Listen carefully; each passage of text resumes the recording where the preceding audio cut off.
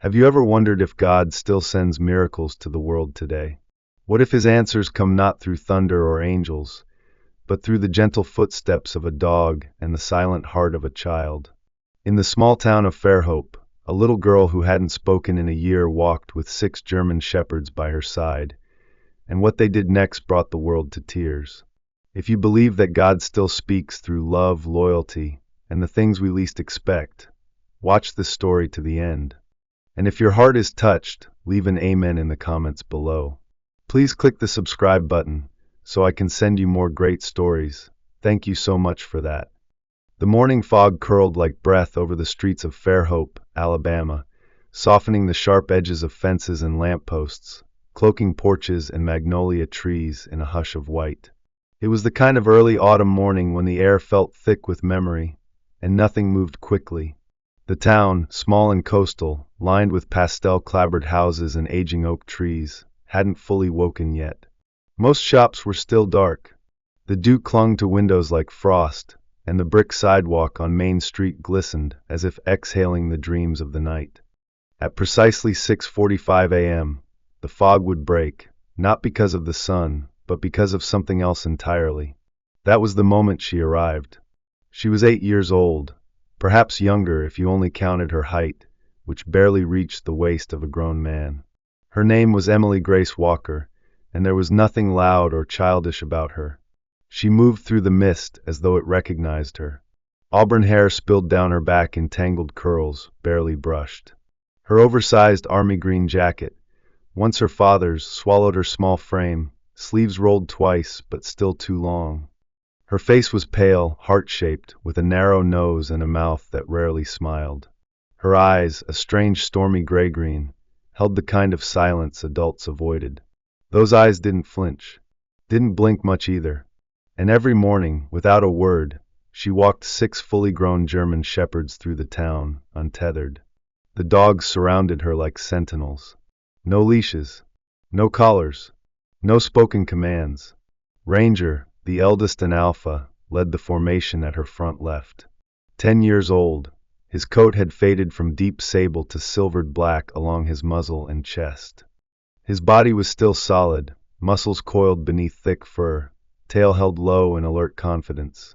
His amber eyes were always scanning, always one breath ahead of threat.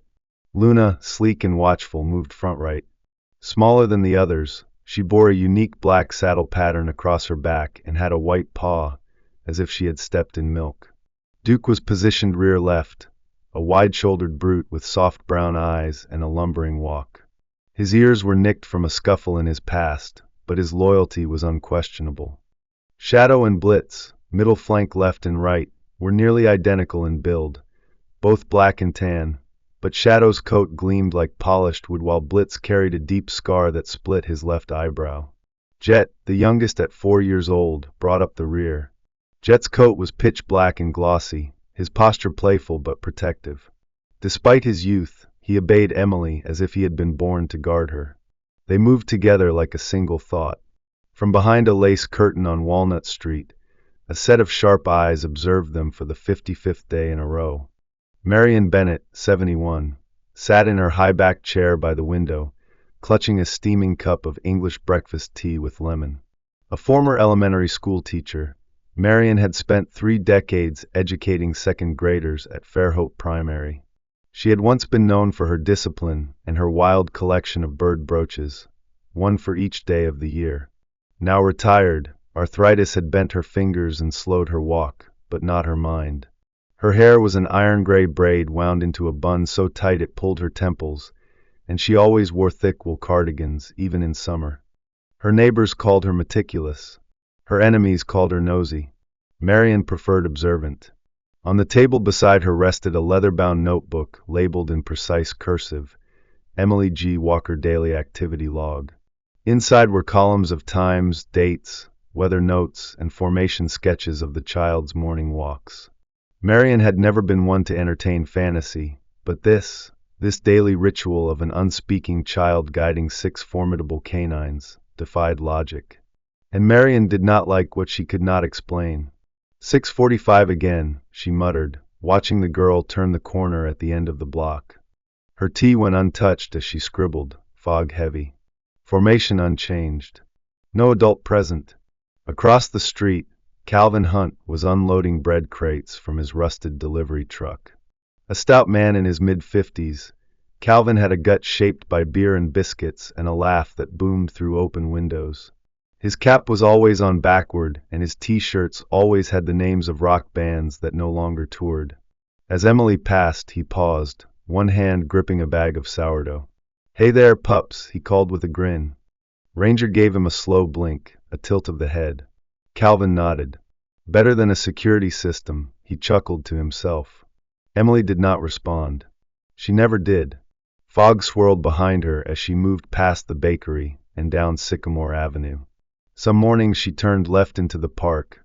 Other days she crossed the old covered bridge toward the cemetery. But the route changed nothing about her presence. It was constant. Stoic. Unreachable.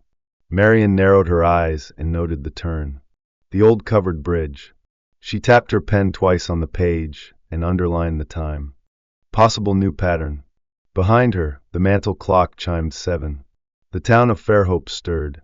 Lights flickered on inside Gracie's diner. The butcher unlocked his front door. Someone somewhere started a leaf blower far too early. And Emily Walker disappeared into the fog with her wolves, as she always did.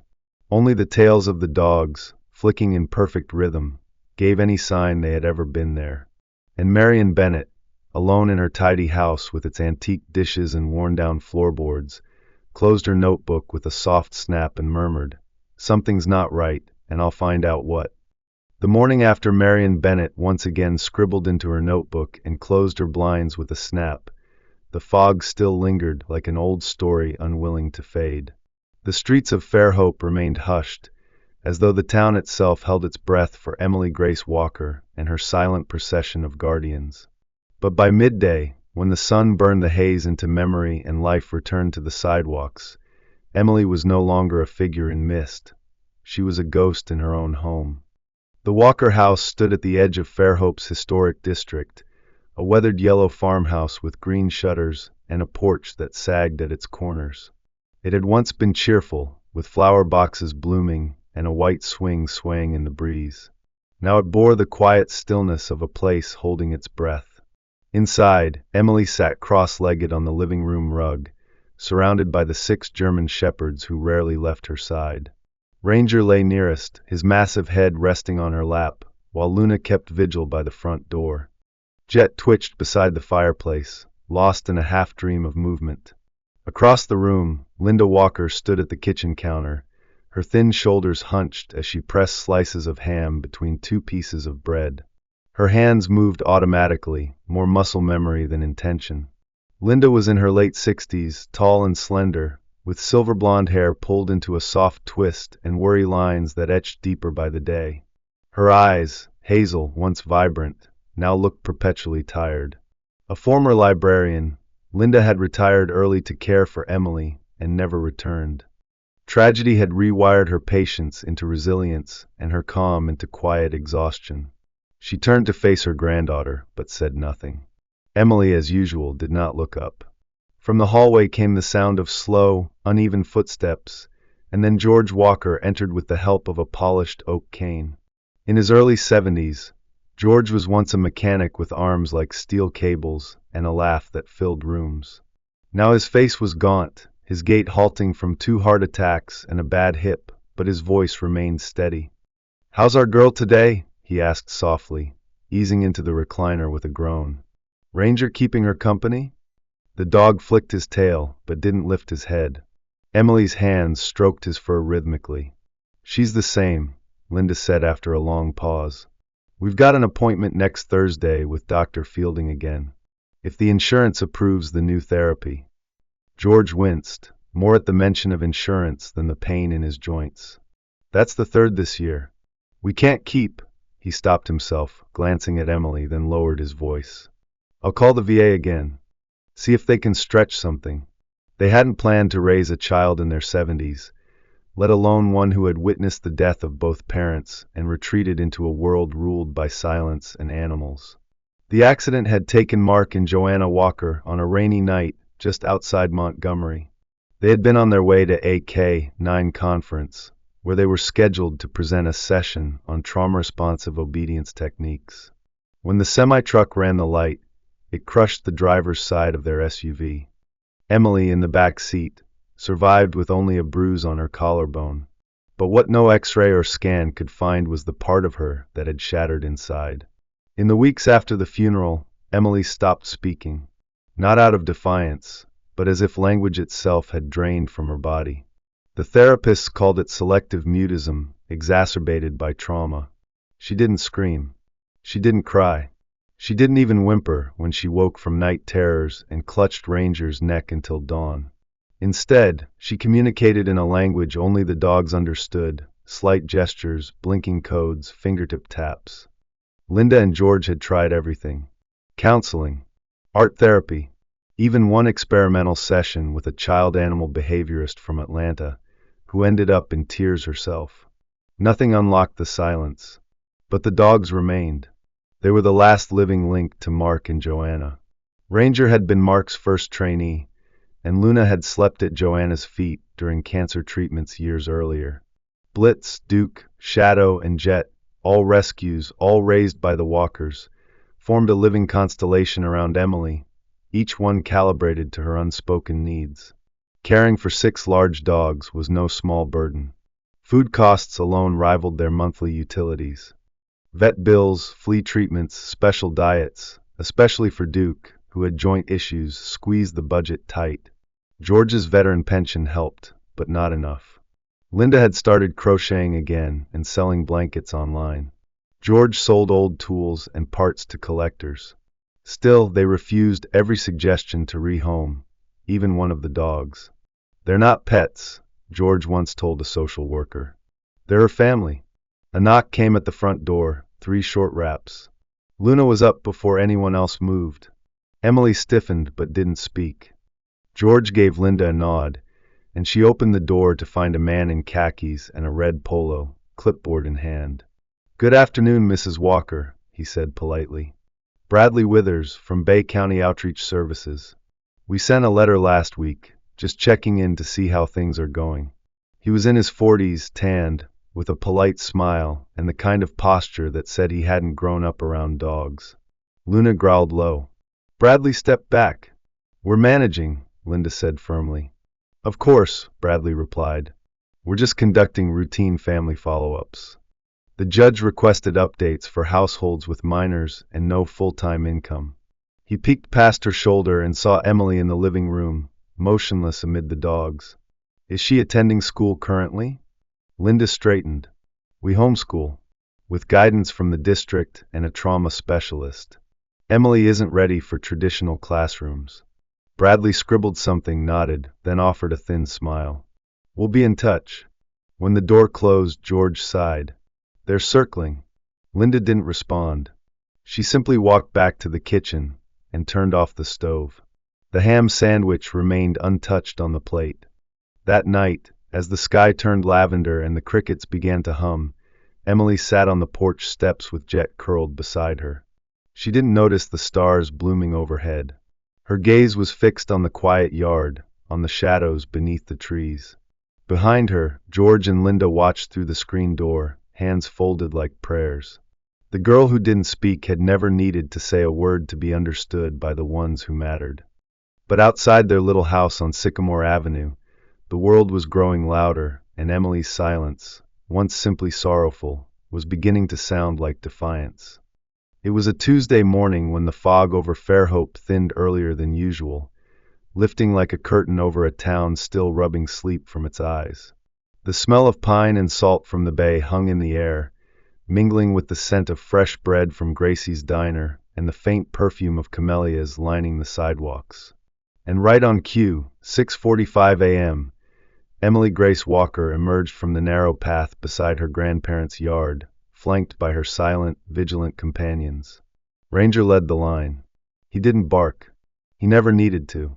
His presence was command enough. Of all the dogs, Ranger held the most experience. Nearly 10 years old, his body bore the grace of an animal that had known both work and war, though he had never served on a battlefield. His battlefield had always been the emotional terrain between Emily's trembling silence and the rest of the world. Ranger was larger than the others, deep sable with tufts of gray spreading from his chest to his hind legs, his movements both fluid and deliberate. He moved with a sense of duty, scanning the sidewalk ahead of Emily, anticipating intersections, adjusting pace with invisible communication only she seemed to understand. Emily raised her left hand slightly, barely a motion at all, and in response, Ranger pivoted left, leading the pack into the heart of Fairhope's commercial district for the first time. Normally she avoided the main avenue, preferring side streets and shaded trails. But this morning, something had shifted. Perhaps it was curiosity, or defiance, or the invisible pressure that had begun to build since the visit from the social worker. Downtown Fairhope was stirring. Across from the town library stood the farmers' market, already being assembled. Beneath a striped awning, Lyle Jensen, a lanky man in his late 30s with a perpetual 5 o'clock shadow and hands always stained with soil, was unloading crates of tomatoes and squash. Lyle paused, watching Emily approach. He blinked at the dogs moving in perfect sync. "Morning, kid," he called, more out of habit than expectation. Emily gave no reply. Ranger acknowledged him with a glance. Jet, ever curious, slowed for a moment to sniff the corner of a crate before resuming formation. Behind a nearby table, a woman named Karen Stokes narrowed her eyes. A retired dental hygienist in her 60s, Karen wore her blonde hair in a bob so precise it could slice fruit, and her clothing in crisp pastel cardigans regardless of the season. She prided herself on being the unofficial spokesperson for Fairhope's quiet majority. Karen had once chaired the Garden Club, the PDA, and the Downtown Safety Coalition, titles she never relinquished so much as recycled. And this girl, this silent, stray-like figure with military dogs trailing her, disrupted Karen's image of a wholesome, orderly town. She leaned toward the woman next to her, a soft-spoken barista named Tess who just set out a tray of fresh-baked cranberry scones. "That can't be safe," Karen whispered. "What if one of them snaps? What if she can't control them?" Tess, a petite woman in her late 20s with thick-framed glasses and a faded blue tattoo of a sparrow behind her ear, looked up. "They seem pretty calm to me. Better trained than some people's kids." Karen pursed her lips. "That's not the point. There's no leash. There are children walking to school. What if one of them runs?" By 10 that morning, Karen had already drafted a formal petition, typed in 14-point Times New Roman on her old home desktop, titled, "For the Safety of All, Regulating Off-Leash Animals in Public Spaces." She walked it from store to store, first to the bakery, where Nora Fields refused to sign. Then to the hardware shop, where she found her first 3 supporters. By the time she reached the post office, she had a small but vocal list of names, most of them retired, most of them uneasy about what they didn't understand. Meanwhile, Emily had returned home, unaware of the paper trail beginning to form in her wake. In the attic of the old Walker house, beneath a creaky floorboard and a stack of vintage training manuals, Emily had found what would become her secret treasure, 2 leather-bound journals belonging to her parents. The covers were scratched and softened by use, and inside were page after page of notations, training philosophies, diagrams, behavioral patterns, and most importantly, a shorthand language of hand signals and whistles developed over years of work with therapy dogs. By the soft glow of a desk lamp, Emily studied the markings every evening. She copied them into a notebook of her own, testing one gesture at a time with the dogs. A lift of her hand sent Blitz into a left flank. A short breath through her teeth brought Luna to a halt. A double tap on her thigh, and Shadow swept behind her. She didn't need to speak. She didn't want to. The language between them was old, deeper than sound. And as the town questioned how a child could lead 6 beasts, they overlooked what Emily had become, a leader forged not through voice but through trust. That afternoon, Linda Walker walked into the general store to buy dog food, a brand she could barely afford but refused to compromise on. Behind the counter stood Annie McClellan, a curly-haired woman in her 40s with a warm smile and an encyclopedic knowledge of every customer's diet, pet, and gossip trail. Annie lowered her voice. You know Karen's going around with a petition? Linda nodded. I heard. Annie leaned in. She's saying it's not safe. That Emily shouldn't be out alone. That she's scaring people. She's healing, Linda said flatly. Those dogs are her medicine. Annie reached beneath the counter and slid over a brown envelope. Someone dropped this off. Said it's for Emily. Inside was a crayon drawing of Emily and the dogs beneath a tree, signed Mia, age 7. Annie smiled. Not everyone's scared of her. Back at home, Emily hung the picture in her room beside the training charts. Jet sat beside her, tail thumping gently. Outside, the wind picked up. Leaves danced across the porch. The sound of the town shifted. A murmur was rising.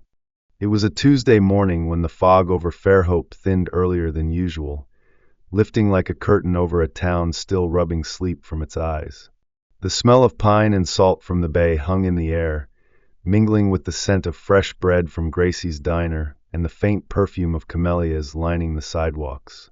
And right on cue, 6:45 a.m., Emily Grace Walker emerged from the narrow path beside her grandparents' yard, flanked by her silent, vigilant companions. Ranger led the line. He didn't bark. He never needed to.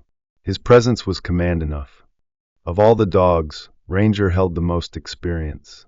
Nearly 10 years old, his body bore the grace of an animal that had known both work and war, though he had never served on a battlefield.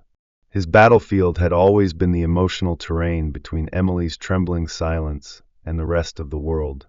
Ranger was larger than the others, deep sable with tufts of gray spreading from his chest to his hind legs, his movements both fluid and deliberate. He moved with a sense of duty, scanning the sidewalk ahead of Emily, anticipating intersections, adjusting pace with invisible communication only she seemed to understand.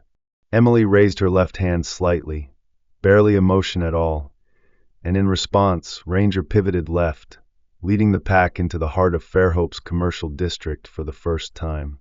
Normally she avoided the main avenue, preferring side streets and shaded trails.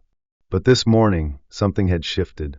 Perhaps it was curiosity, or defiance, or the invisible pressure that had begun to build since the visit from the social worker. Downtown Fairhope was stirring. Across from the town library stood the farmers' market, already being assembled. Beneath a striped awning, Lyle Jensen, a lanky man in his late 30s with a perpetual 5 o'clock shadow and hands always stained with soil, was unloading crates of tomatoes and squash. Lyle paused, watching Emily approach. He blinked at the dogs moving in perfect sync. "Morning, kid," he called, more out of habit than expectation. Emily gave no reply. Ranger acknowledged him with a glance. Jet, ever curious, slowed for a moment to sniff the corner of a crate before resuming formation. Behind a nearby table, a woman named Karen Stokes narrowed her eyes. A retired dental hygienist in her 60s, Karen wore her blonde hair in a bob so precise it could slice fruit, and her clothing in crisp pastel cardigans regardless of the season. She prided herself on being the unofficial spokesperson for Fairhope's quiet majority. Karen had once chaired the Garden Club, the PDA, and the Downtown Safety Coalition, titles she never relinquished so much as recycled. And this girl, this silent, stray-like figure with military dogs trailing her, disrupted Karen's image of a wholesome, orderly town. She leaned toward the woman next to her, a soft-spoken barista named Tess who just set out a tray of fresh-baked cranberry scones. "That can't be safe," Karen whispered. "What if one of them snaps? What if she can't control them?" Tess, a petite woman in her late 20s with thick-framed glasses and a faded blue tattoo of a sparrow behind her ear, looked up. "They seem pretty calm to me. Better trained than some people's kids." Karen pursed her lips. "That's not the point. There's no leash. There are children walking to school. What if one of them runs?" By 10 that morning, Karen had already drafted a formal petition, typed in 14-point Times New Roman on her old home desktop, titled, "For the Safety of All, Regulating Off-Leash Animals in Public Spaces." She walked it from store to store, first to the bakery, where Nora Fields refused to sign. Then to the hardware shop, where she found her first 3 supporters. By the time she reached the post office, she had a small but vocal list of names, most of them retired, most of them uneasy about what they didn't understand. Meanwhile, Emily had returned home, unaware of the paper trail beginning to form in her wake. In the attic of the old Walker house, beneath a creaky floorboard and a stack of vintage training manuals, Emily had found what would become her secret treasure: 2 leather-bound journals belonging to her parents. The covers were scratched and softened by use, and inside were page after page of notations, training philosophies, diagrams, behavioral patterns, and most importantly, a shorthand language of hand signals and whistles developed over years of work with therapy dogs. By the soft glow of a desk lamp, Emily studied the markings every evening. She copied them into a notebook of her own, testing one gesture at a time with the dogs. A lift of her hand sent Blitz into a left flank. A short breath through her teeth brought Luna to a halt. A double tap on her thigh, and Shadow swept behind her. She didn't need to speak. She didn't want to. The language between them was old, deeper than sound. And as the town questioned how a child could lead 6 beasts, they overlooked what Emily had become: a leader forged not through voice but through trust. That afternoon, Linda Walker walked into the general store to buy dog food, a brand she could barely afford but refused to compromise on. Behind the counter stood Annie McClellan, a curly-haired woman in her 40s with a warm smile and an encyclopedic knowledge of every customer's diet, pet, and gossip trail. Annie lowered her voice. "You know Karen's going around with a petition?" Linda nodded. "I heard." Annie leaned in. "She's saying it's not safe. That Emily shouldn't be out alone. That she's scaring people." "She's healing," Linda said flatly. "Those dogs are her medicine." Annie reached beneath the counter and slid over a brown envelope. "Someone dropped this off. Said it's for Emily." Inside was a crayon drawing of Emily and the dogs beneath a tree, signed Mia, age 7. Annie smiled. Not everyone's scared of her. Back at home, Emily hung the picture in her room beside the training charts. Jet sat beside her, tail thumping gently. Outside, the wind picked up. Leaves danced across the porch. The sound of the town shifted. A murmur was rising. The morning sun rose over Fairhope like melted gold, turning the rooftops to warm slate and making the bay shimmer like polished glass. It should have been a normal Thursday. But the Walker house was no longer a quiet place tucked into the southern edge of town. The stillness that had once defined Emily's sanctuary was broken, first by the soft buzz of a phone, then by the escalating roar of national attention. It began with a video, blurry, handheld, no more than 40 seconds. Shot by Tess, the barista, as she stood behind her cart on Main Street. It showed Emily walking in sync with her 6 German shepherds down the center of town, the dogs calm and perfectly aligned, responding to invisible cues. No leashes, no words, just that ghost-like girl moving with the silent force of a conductor leading a symphony of wolves. The caption read, "This little girl walks her dogs better than most adults. What's her story?" It was posted to her small cafe's Instagram account with less than 300 followers. By nightfall, the video had over 3 million views. The phone at the Walker house rang nonstop. Messages came from news stations, animal behaviorists, morning shows, and a popular parenting blog in California. Most calls were from producers. Others were from critics. A few were cruel. Linda Walker, slender, iron-haired, always in blue jeans and a faded university sweatshirt, tried to field the calls while boiling grits and ironing Hank's work shirts. She answered each one with a polite deflection and increasing worry behind her voice. Her husband Hank, tall and weathered with a limp from an old lumber mill accident, unplugged the landline by noon. Emily, unaware of her viral status, sat in the attic, reviewing the latest notes from her training journal. Blitz had begun reacting slightly slower to her right-hand flicks, which she suspected might be a stiff joint. She wrote a reminder to check his leg and lifted his paw gently for a stretch. Her dogs didn't care about trending tags or online debates. They listened to breath and body, not hashtags. But the world outside was sharpening its gaze. Across the country, Talk shows aired blurry freeze frames of the now famous Fairhope Shepherd girl. Commentators debated safety, responsibility, and whether a child could truly control such animals. One morning host referred to it as heartwarming but reckless, while another said it restores faith in the bond between child and beast. None of them knew her name yet. Clara Simmons did. A young reporter with sharp eyes, natural curls, and a quiet confidence, Clara had been working at the Mobile Daily Sun for just under a year. She usually covered city council hearings, human interest pieces, and the occasional shelter fundraiser. But the moment she saw the video, something tugged deeper. Not at the dogs, not even the girl. It was the silence, the absence of voice in the clip, the unspoken story. Clara didn't see a viral sensation. She saw a message beneath the noise. She arrived in Fairhope the next day, notebook in her messenger bag and camera tucked under her coat. She was met with a line of reporters gathered awkwardly across the street from the Walker house. Most were loud, trading leads, checking emails, sipping bad coffee. Clara stood back and watched. She noticed the way Emily's grandfather emerged from the porch, not with anger, but with exhaustion. The way he stood between the camera lenses and the door like a man shielding a candle from the wind. Later that afternoon, Clara went to Gracie's diner and ordered black coffee and cornbread. She asked around gently. No pressure, just conversation. People liked her. They always had. Something about her voice, low, honest, like a violin played in dusk, made strangers confide things they hadn't meant to say. That's how she learned about Emily's parents. The accident, the dogs, the walking rituals, the silence. She wrote her notes in the booth without once pulling out her recorder. She watched Emily from a respectful distance the next morning, standing beside the market awning where Tess now left out water bowls for the dogs. Clara didn't approach. She didn't even raise her camera.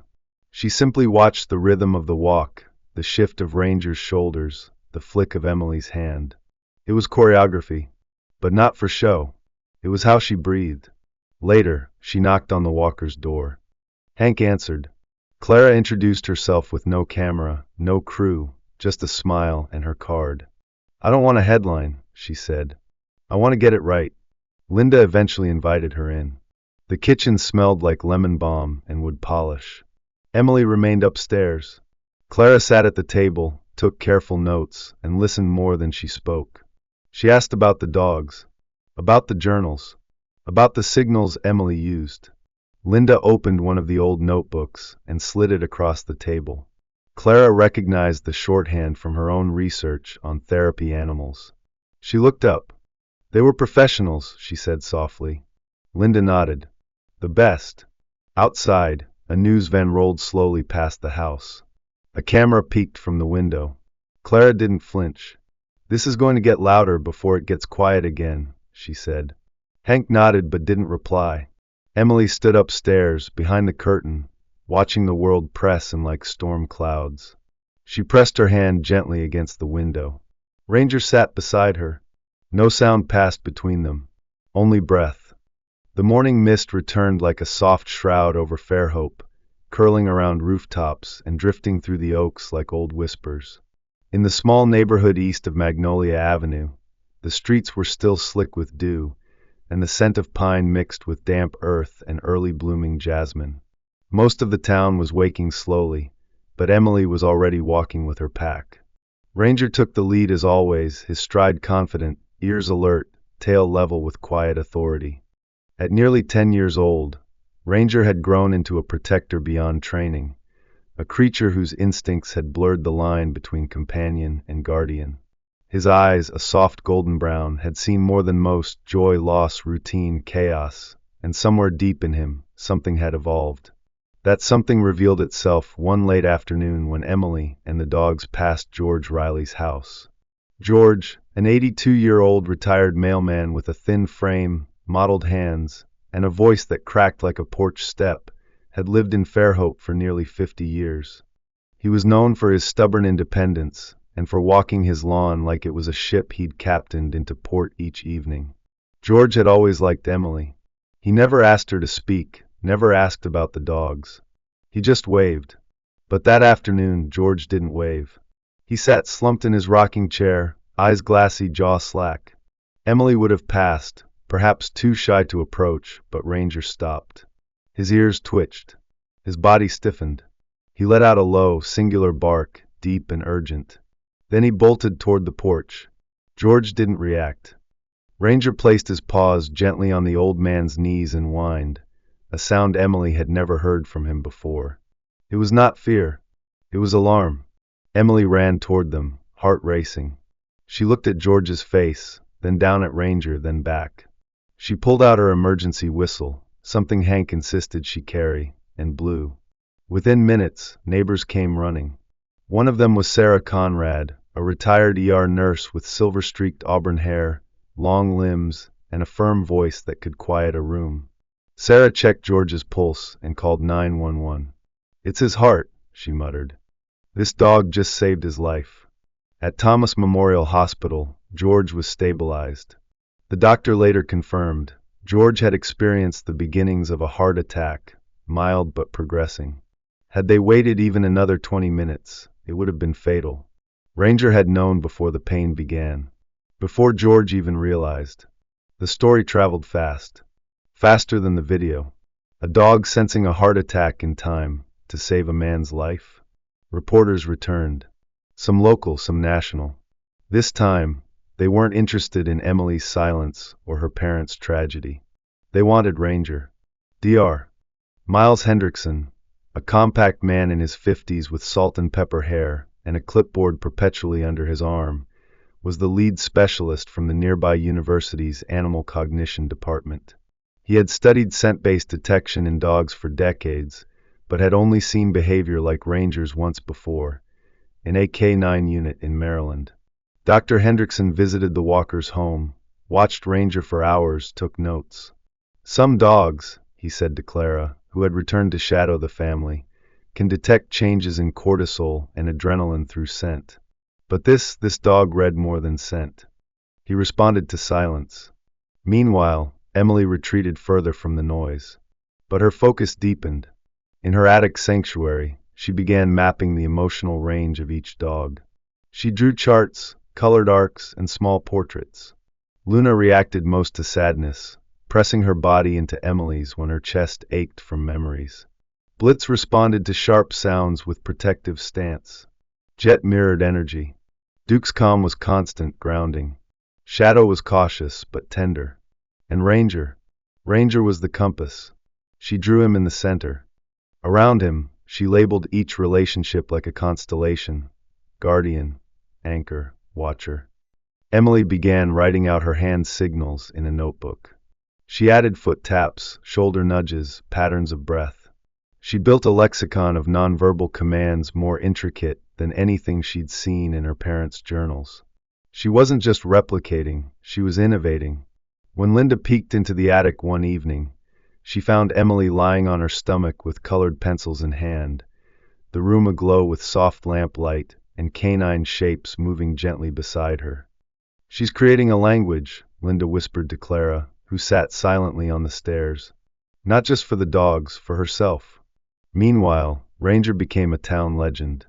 Local paper headlines dubbed him the Silent Sentinel. Children left drawings of him on the walker's porch. Someone crocheted a Ranger plush and left it in a gift bag. George Riley recovered slowly, but insisted on visiting the Walker home to thank his guardian angel. He brought Emily a box of antique dog tags he'd collected over the years. "He's more than a dog," George told her. "He's a heartbeat between this world and the next." That evening, as dusk rolled in and the town quieted beneath a lavender sky, Emily stood at the edge of the porch. Ranger beside her. She didn't wave. She didn't speak. But she reached into her notebook, flipped to a fresh page, and began writing something new. The courthouse in downtown Fairhope was a modest, aging structure draped in ivy and slow decay.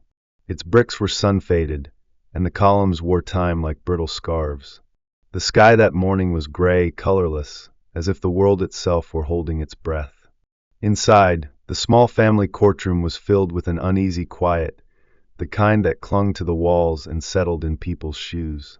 There were no cameras this time, no flashing bulbs, just folding chairs and clipped voices.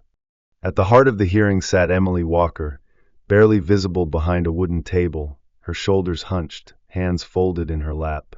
She wore a faded purple sweater, the sleeves pulled down over her palms. Ranger lay curled at her feet, his head resting gently on her shoes, eyes open, body calm. The other dogs were home, confined to the backyard for the first time in months. The town had held its breath when the petition passed, an anonymous tip to Child Protective Services, claiming negligence, possible psychological harm, and the danger of a child managing 6 large dogs without adult supervision. Marion Bennett sat 2 rows behind Emily. Her posture was straighter than usual, her gray curls tucked neatly behind her ears, her pen still in her coat pocket. She hadn't brought her notebook. For months she'd documented Emily's every walk, every deviation from her route. She'd thought she was doing it for the safety of the community. But now, under the weight of the courtroom's silence, her reasons felt hollow.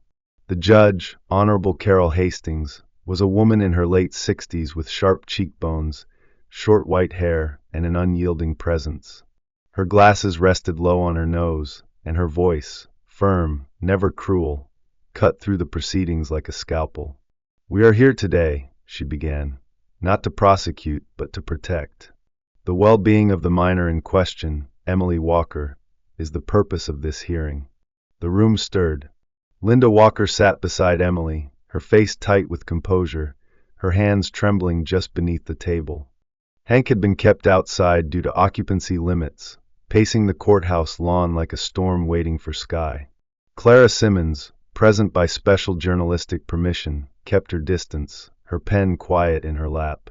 She wasn't here for a story anymore. She was here because something about Emily's silence had carved a space in her heart that no news cycle could erase. A social worker, Ms. Corinne Lively, testified first. Corinne was in her 40s, with cropped brown hair and a cardigan adorned with sunflowers. She spoke with practiced neutrality. Emily shows signs of selective mutism triggered by trauma. Her emotional reliance on the dogs, while unorthodox, appears to serve a therapeutic purpose. That said, 6 unrestrained canines in public does present liability risks, regardless of their training. The judge nodded. Noted. Then came the psychologist, Dr. Elena Forbes, a petite woman with olive skin and a soothing cadence. She'd met with Emily 3 times. "What we're seeing," she said, "is not a child in danger, but a child navigating grief through structure. Her interaction with the dogs is sophisticated, rooted in communication strategies that are emotionally intelligent and deeply comforting. Removing the dogs, especially Ranger, would likely exacerbate her trauma." Still, the room buzzed with tension. Whispers among neighbors, glances exchanged. Then, Judge Hastings cleared her throat. "Miss Walker," she said softly, "would you be willing to speak today?" Linda placed a hand on her granddaughter's back. Emily didn't move at first. Then slowly she stood. Her legs trembled, but Ranger's ears flicked once, as if offering strength. Her mouth opened, closed, then opened again. It had been almost a year since her last word. Her voice cracked, papery and unused. The room went utterly still. "Don't want to lose them." Judge Hastings leaned forward. "Why not, Emily?" Her lips trembled. Her eyes didn't leave Ranger. "Because if I lose them, I lose my mom and dad again." Silence. Raw and shattering. Then, with barely a breath between, she added, "Ranger saved Mr. George. He saves me too. Every day." From the back of the courtroom, Marion Bennett blinked fast, her throat tight. She had never imagined the girl could speak, let alone say something so pure, so unguarded. She remembered her own daughter, Maggie, who'd refused to speak for 6 months after losing her older brother in a boating accident. Marion had nearly sent her to a facility before a school counselor gently intervened. She had forgotten that pain until now. After a pause, the judge turned to the gallery. "Unless anyone present has evidence that directly contradicts this child's words or the testimony given, I see no grounds to remove the animals from her custody." No one spoke. Marion slowly rose to her feet. Her voice, though uninvited, rang out clear. "I was wrong," she said. "About the girl. About the dogs. I came here to watch her fail. But all I've seen is strength." A murmur rippled through the room. Judge Hastings nodded slowly, then turned to Emily. "You're a brave girl, Emily Walker. And today, you reminded this court what protection truly means." The hearing adjourned. Emily returned home that evening with Ranger and her family. That night, for the first time, she hummed a lullaby in the attic. No words, but her voice had returned. Rain fell in Fairhope, as if the sky itself had wept for too long and finally given in. It wasn't the kind of gentle drizzle that kissed rooftops. It was heavy, relentless, and unyielding, soaking through everything, cleansing and revealing. The oaks lining the sidewalks swayed under the burden, and puddles pooled at every curb like silent witnesses. On this sodden morning, Emily walked slower than usual. Her raincoat, blue with fraying sleeves, hung heavily on her small frame. Ranger trotted close, fur drenched, tail low but steady. The others followed, damp and alert. But something had shifted in the air, something unspoken. Across the street, Marion Bennett stood motionless under a black umbrella, watching Emily pass. Her breath came in shallow waves, and her gloved hand trembled around the handle. She had followed Emily nearly every morning for months, first out of suspicion, then concern, and lately, something she could only name as guilt. That guilt had grown heavier with each bark, each glance from Ranger, each time his gaze settled on her longer than seemed normal. At first, she thought it was coincidence. But as Ranger's eyes followed her in silence, never barking, never growling, just watching, she felt exposed, like someone who had forgotten to close the blinds before undressing. The accident had happened a year and a half ago. A stormy night. Lightning arcing across the interstate. Marion had been driving back from Mobile, too fast, wipers struggling, glasses fogging. Her phone buzzed, a message from her daughter, and in a moment of human error, she looked down. When her eyes returned to the road, the headlights of the SUV in front of her were too close. She swerved, clipped the other car. That car, Emily's parents', lost control and crashed into the guardrail. Marion had pulled over, shaking. But other cars had stopped too, and sirens filled the night. She had backed away into the storm. No one had seen her clearly. The police called it a tragic weather-related accident, and Marion let it stay that way. But the guilt grew roots. It infected her sleep, her thoughts, her kindness. It was the reason she fixated on Emily, on control, on propriety. And now, with Ranger's stare bearing down like silent judgment, the weight became unbearable. That afternoon, she walked to the Walkers' porch with her umbrella folded at her side like a flag of surrender. Linda opened the door with tired eyes and furrowed brows. She had aged years since the accident. "Can I help you, Marion?" "I need to speak with Emily," Marion said. Her voice shook. "And with you." Inside, Emily sat on the living room floor, drawing another signal diagram. Ranger rested nearby. Marion's eyes met the dog's for a second. She looked away. "I was there," she said. "The night your parents died." Her voice cracked under its own weight. "It was me. I didn't mean to. I wasn't drunk. I wasn't angry. I was careless." A message from my daughter lit up. I looked. That's all it took. The room stood still. Linda sat down hard on the arm of a chair, her lips parting in disbelief. Emily didn't move. Her pencil dropped. Ranger's ears twitched. "I never stopped thinking about it," Marion whispered. "But when I saw her walking those dogs, it was like looking at something I destroyed and watching it rebuild itself without me.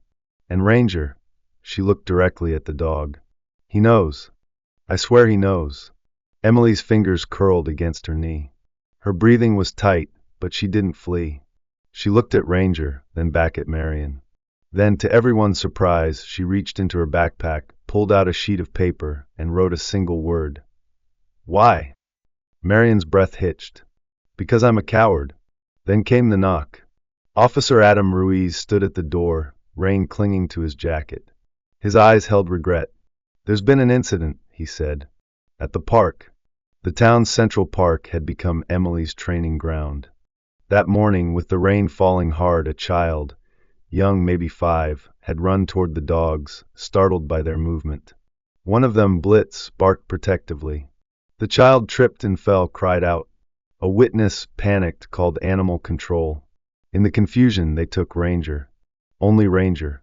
The alpha. The one they feared most. Emily, devastated, had screamed when they clipped the lead to his collar.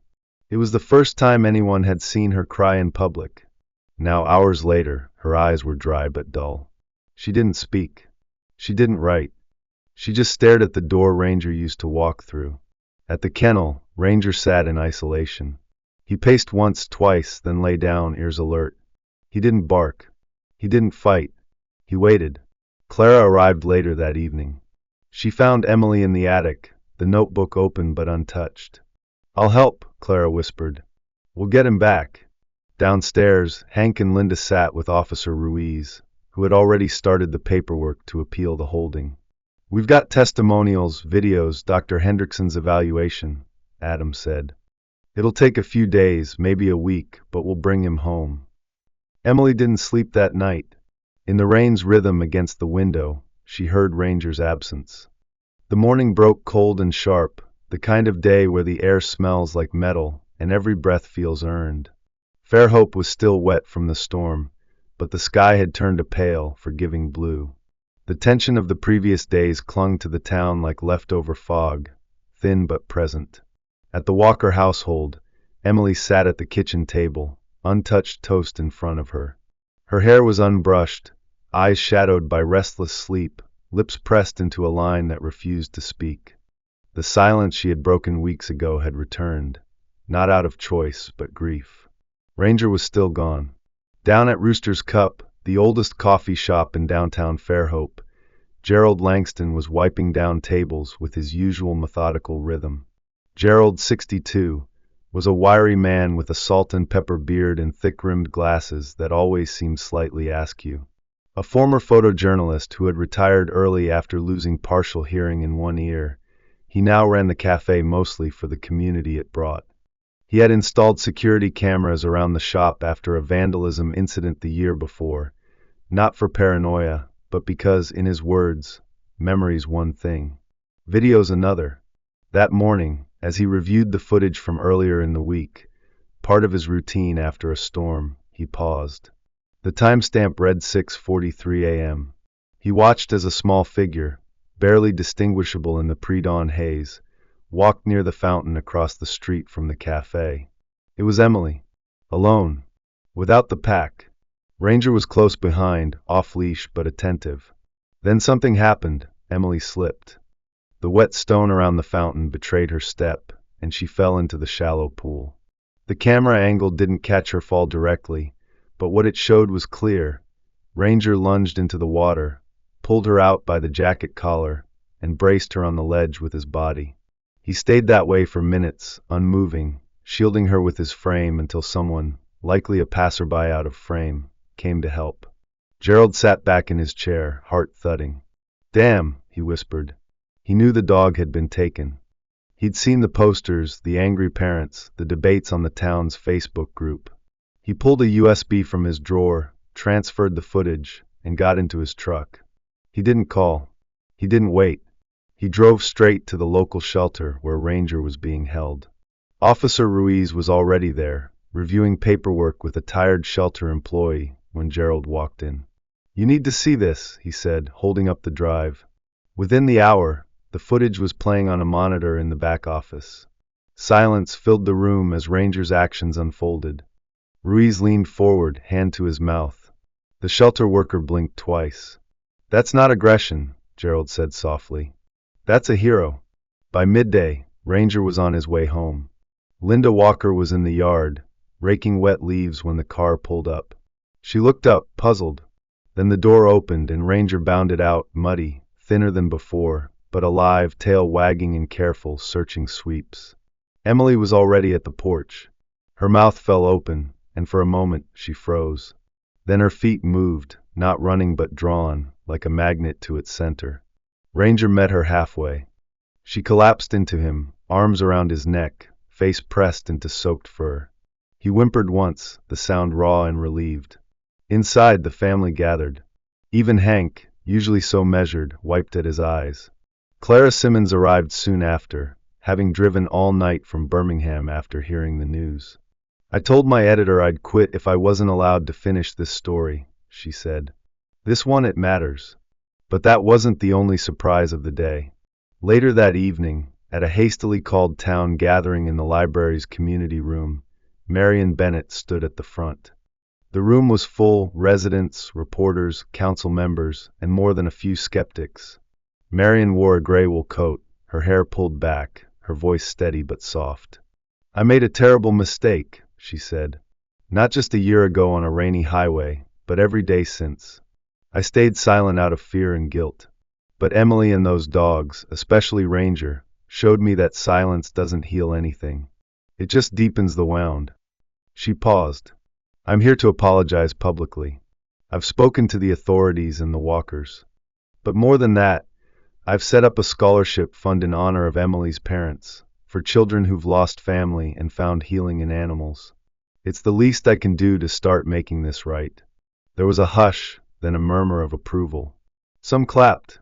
A few wiped away quiet tears. Emily didn't speak, but she nodded once. It was enough. Back at home, she opened her notebook again for the first time since Ranger's return. She drew a new symbol, a curved line over 2 dots. Home, she wrote underneath. Then she turned the page and began sketching the fountain. Ranger lay beside her, head resting on his paws, eyes half-lidded. The others were scattered nearby, Blitz, Luna, Duke, Jet, and Shadow, all sleeping more peacefully than they had in days.